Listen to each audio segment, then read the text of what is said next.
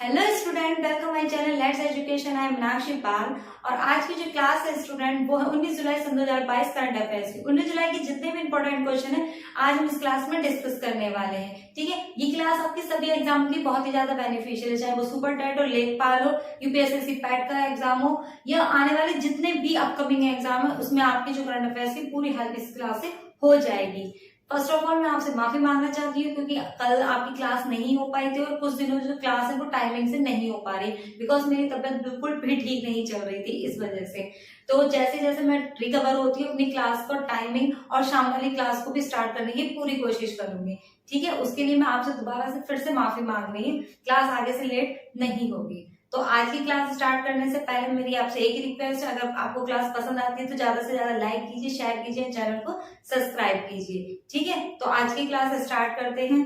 तो first question है कि अंतर्राष्ट्रीय न्याय दिवस कब मनाया जाता है। क्या है, अंतर्राष्ट्रीय न्याय दिवस कब मनाया जाता है? तो कब मनाया जाता है? 17 जुलाई को मनाया जाता है। ये हर साल ही जो है 17 जुलाई को ही मनाया जाता है। ठीक है, अब बात कर लेते हैं इसको मनाया क्यों जाता है।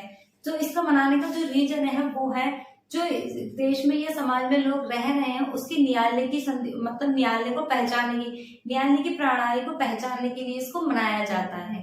कहने का तात्पर्य यह है समाज में रहने वाले सभी लोगों के लिए जो न्याय है उसकी प्रणाली को पहचानने के लिए इसको मनाया जाता है। ठीक है, लोगों में न्याय के प्रति जागरूकता और उसके समर्थन के लिए और उसको एकजुटता के लिए भी इसको मनाया जाता है। ठीक है, अब बात कर लेते हैं इसकी शुरुआत की। तो इसकी शुरुआत कब से हुई थी? इसकी शुरुआत जो हुई थी स्टूडेंट वो हुई थी 1998 में। 139 देशों ने जब न्यायालय संधि पर साइन किए थे तब इसकी शुरुआत हुई थी। न्यायालय संधि क्या होता है? न्यायालय संधि का मतलब ये है कि यदि बहुत सारे देश है या एक देश है तो उसमें एक न्याय प्रणाली होनी चाहिए ताकि अगर समाज में लोगों को कोई तकलीफ होती है उनकी सुरक्षा के लिए न्याय को करा जा सके। ठीक है, इसीलिए उस दिन से इसको यानी कि 1998 से इसको मनाया जाने लगा। कब मनाया जाने लगा? 17 जुलाई को इसको मनाया जाने लगा है। ठीक है, ये मैंने आपको बताया कि अंतर्राष्ट्रीय दिवस कब से मनाया जाता है? 17 जुलाई से। शुरुआत के बारे में भी आपको बता चुकी हूँ। ठीक है, लेकिन सन 2022 की थीम क्या रखी गई है? ठीक है, और इसको स्टूडेंट मैं आपको बता दूं, इसको आपराधिक यानी कि न्याय दिवस भी कहा जाता है, यानी कि जो अपराध के लिए लोगों को समर्थन दिया जाता है या जागरूक किया जाता है उसके लिए भी इसको मनाया जाता है। ठीक है, अब बात कर लेते हैं सन 2022 की थीम क्या है। तो थीम इसकी औपचारिक रोजगार के माध्यम से सामाजिक न्याय प्राप्त करना। क्या है? औपचारिक रोजगार के माध्यम से सामाजिक न्याय प्राप्त करना, यानी कि फॉर्मल तरीके से, यानी कि एक इंसान अगर ईमानदारी तरीके से अपने रोजगार को प्राप्त कर रहा है तो उसको सामाजिक न्याय प्राप्त करना चाहिए।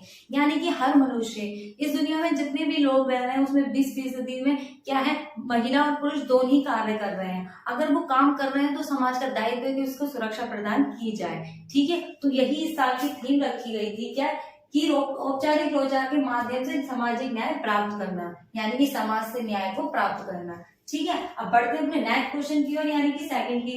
तो सेकंड क्वेश्चन है आपका, नेल्सन मंडेला अंतर्राष्ट्रीय दिवस कब मनाया जाता है? क्या है?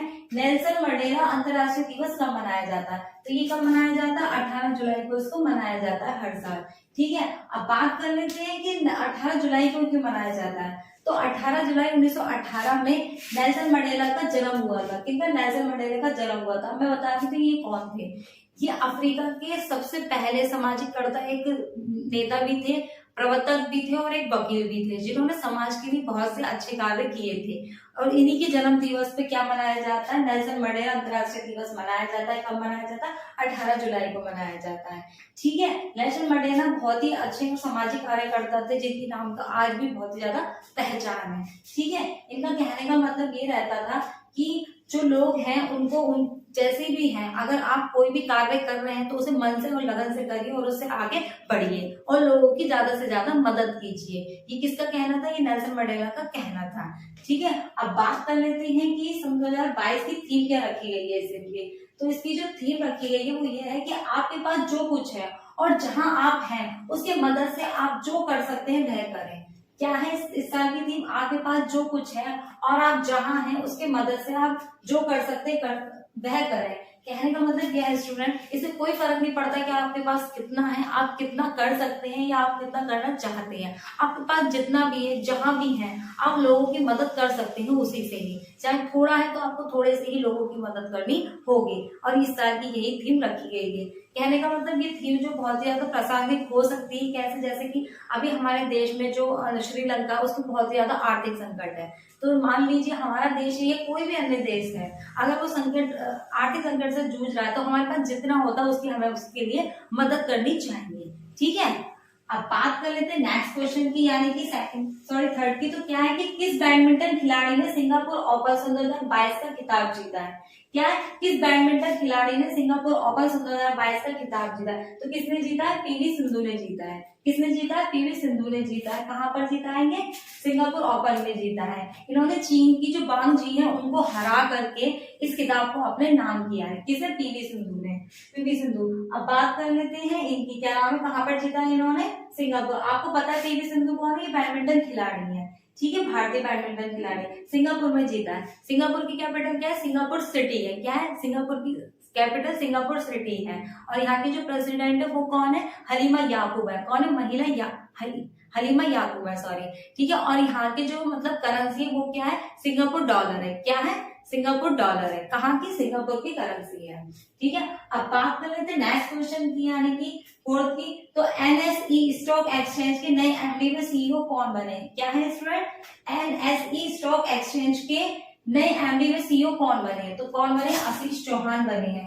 कौन बने हैं? आशीष चौहान बने हैं। आशीष चौहान जो बने हैं ये विक्रम लिमये की जगह को लेंगे। किसकी जगह को लेंगे? विक्रम लिमये की जगह को। क्या फिर कह सकते हैं जो पूर्व इसके सीईओ हैं, इसके एनएसई के, यानी कि नेशनल स्टॉक एक्सचेंज के जो पहले पूर्व जो है वो कौन है? विक्रम लिमये है। और ये उनकी जगह को लेंगे क्योंकि उनके जो 5 साल हैं उनका कार्यकाल मतलब कि समाप्त हो चुका है। तो अब उनकी जगह कौन ले रहे हैं? आशीष चौहान हो रहे हैं, जो एमडी और सीईओ का भार ले रहे हैं, ठीक है। अब बात कर लेते हैं एनएसए की, यानी कि नेशनल स्टॉक एक्सचेंज। ये अग्रणी बहुत ही ज्यादा बड़ा एक्सचेंज, स्टॉक एक्सचेंज है, ठीक है, विश्व में।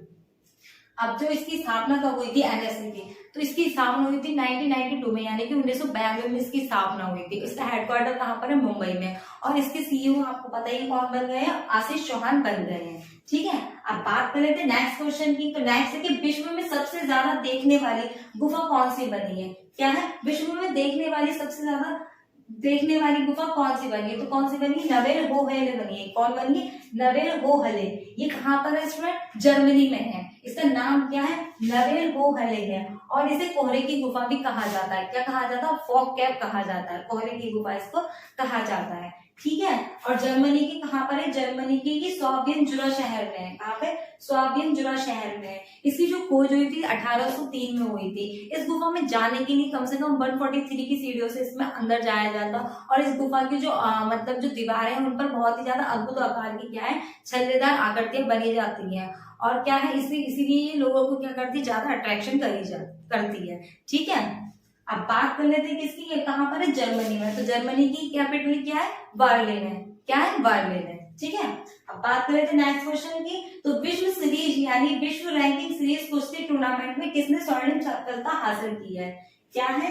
ये विश्व रैंकिंग सीरीज कुश्ती टूर्नामेंट में किसने स्वर्णिम सफलता हासिल की है? तो किसने की है? अंतिम और सरिता ने की है। अंतिम और सरिता ने क्या करा है? भारत के लिए स्वर्ण को जीता है, ठीक है। किसमें जीता है? विश्व रैंकिंग कुश्ती में जीता है, टूर्नामेंट में। और जो साक्षी मलिक है, जो क्या है? ओलंपिक मेडल विजेता है, ये ओलंपिक में उन्होंने क्या करा? इन्होंने ओलंपिक में भी कांस्य मेडल जीता था और यहाँ पे भी इन्होंने कांस्य पदक को जीता है। किसने? साक्षी मलिक ने। और अंतिम और सरिता ने क्या जीता? स्वर्णिम सफलता हासिल की, यानी कि स्वर्ण मेडल जीता है यहाँ पर, ठीक है।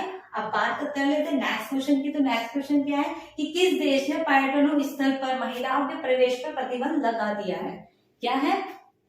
किस देश ने पर्यटकों स्थलों पर महिलाओं के प्रवेश पर प्रतिबंध लगा दिया? तो वो कौन सा देश है? पाकिस्तान है। पाकिस्तान में जो बुजुर्गों की जिरगा है उन्होंने ये फैसला लिया है कि जो पर्यटन स्थल होते हैं, यानी कि जो घूमने वाली जगह होती है, वहां पर महिलाओं को आना सख्त मना कर दिया गया है, ठीक है। और उन्होंने ये बात भी बोली है कि अगर सरकार इस बात पर कहना नहीं मानती है तो वो इस पर खुद को लागू कर देंगे। ठीक है, किसने कहा? पाकिस्तान के जो बुजुर्गों की जिरगा है उन्होंने इस फैसले को लिया है। ठीक है, अब बात कर लेते पाकिस्तान की, तो पाकिस्तान की कैपिटल क्या है? इस्लामाबाद है। यहाँ के प्राइम मिनिस्टर कौन है? शहबाज शरीफ है। और यहाँ के जो प्रेसिडेंट है यानी कि राष्ट्रपति है वो कौन है? आरिफ अलवी है।